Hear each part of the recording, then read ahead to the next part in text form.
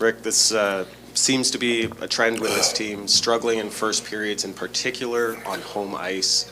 Seemed to be the case again tonight. It was particularly poor. What is going on that is having this team struggling right out the gate? Yeah, I think in the first period, I think we iced the puck 4 times when we shouldn't have. It led to 2 goals. So I saw some guys a little bit nervous early. We were dumping the puck, and when we did give it to a winger, he would dump it in instead of holding onto pucks.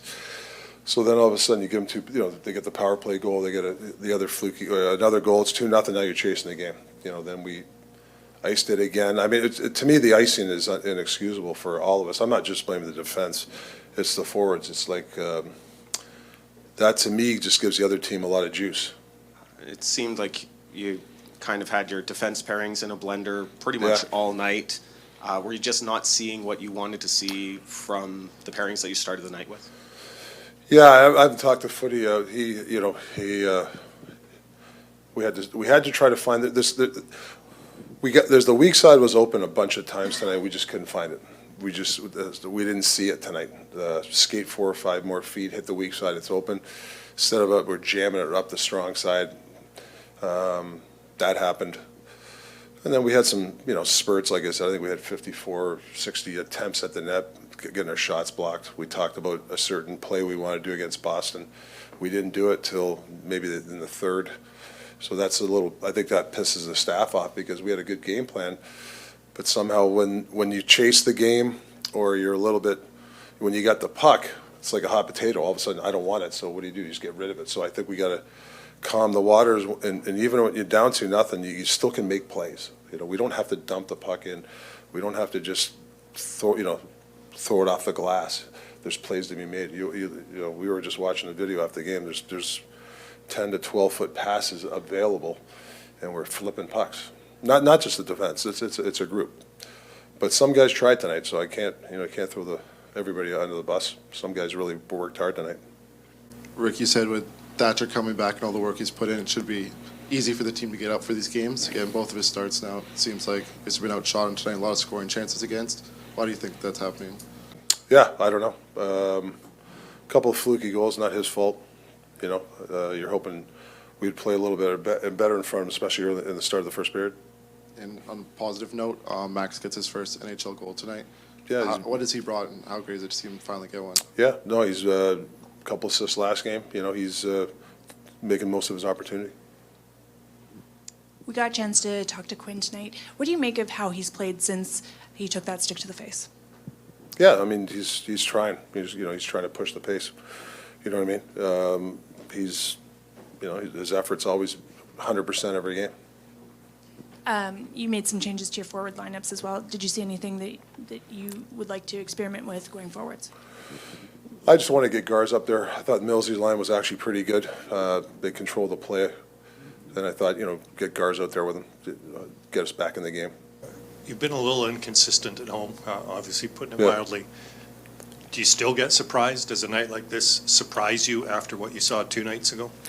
Yeah, I just didn't understand the first period. I mean, we have plays to be making. We're icing a puck, or a forward's got a puck with 5 feet of good ice to take it and make a play, and we dump it in. I don't know if that's nervousness. I don't know what it is. I don't know. We had a day off yesterday. We had some guys under the weather.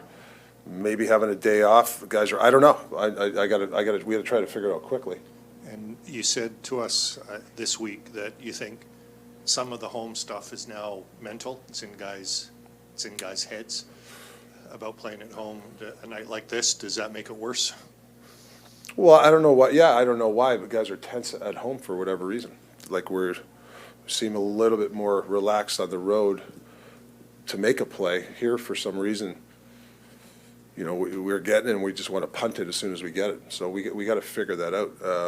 You got to keep working at it. In the second period, you're down 3-0, but you get a power play opportunity.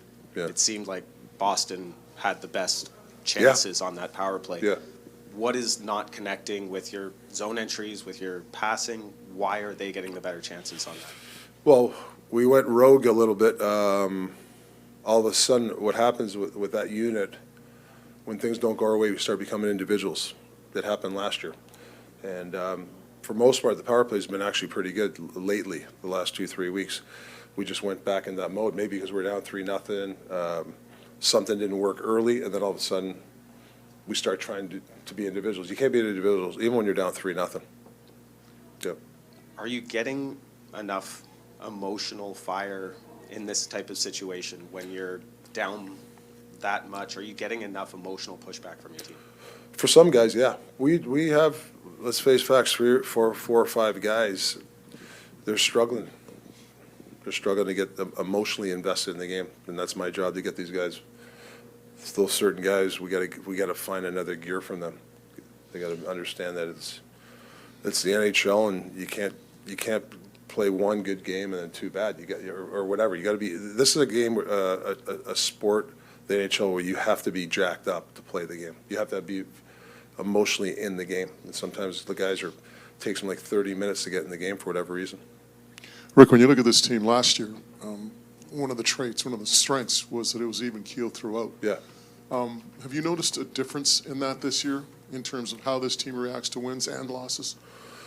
Yeah, you have to ask some individuals. I don't know from a team standpoint, because, we preach even keel. Come to practice the next day, whatever happens the day before. I don't know. It's a good question. But, around here, we try to preach even keel. And you talk about reset and refocus. I mean, given a loss like tonight, Yeah. I mean, that not only tests the players, but the staff as well, I imagine, in terms of the level of frustration. Is that a big challenge for everyone moving forward now? Yeah, I mean, as a coaching staff, you got to be careful. We can't be frustrated. I'm sure a couple of coaches are frustrated because we had a game plan that some guys didn't execute the game plan for whatever reason. So I think sometimes as a coach, you take it not personal, but you get pissed about it, right? But like I said, this group bounces back. Got to give them a lot of credit there, obviously. But I just think there were some plays out there to be made, and for whatever reason, we were a little tense tonight.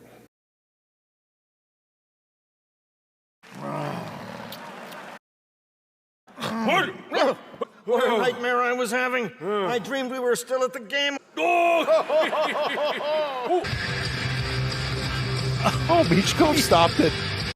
You got to be kidding me. I wonder if Did your mom win the 50-50? Yep. You think when you hear the crowd chanting his name? Yeah, it's pretty funny. I think he's a little sick of it.